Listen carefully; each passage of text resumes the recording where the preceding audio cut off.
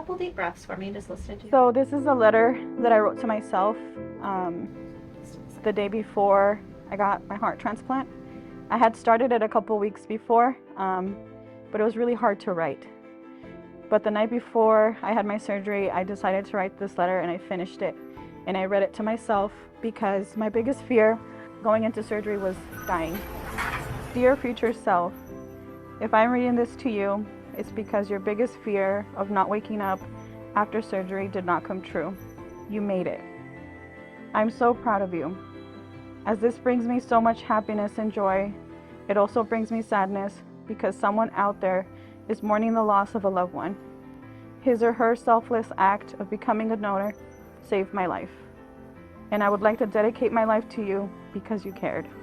I continue to live. Norma is a great story of just women being under-recognized as having heart failure. And so she talks about speaking up for yourself, acknowledging when something doesn't feel right and not stopping until you get the answers. Women have heart failure more than women have breast cancer. And yet we still seem to underdiagnose it for our female population. Previous to finding out that I was sick, I noticed that I had symptoms for a very long time, but there were symptoms that were very common with other things. So I ignored them for probably all my life. Started when I was 18. I just wish that out of this, people can see how serious it is and how important it is to trust yourself. This May is when I got severe symptoms. Just one day, they all came at once, and it was very extreme. That day, I didn't ignore them because it started causing me to get dizzy and feeling like I was gonna faint.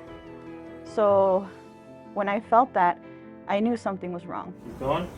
This disease can happen to anyone. I feel like if inside you feel like it's something a little more severe, that they should consider going somewhere else just to get a second opinion.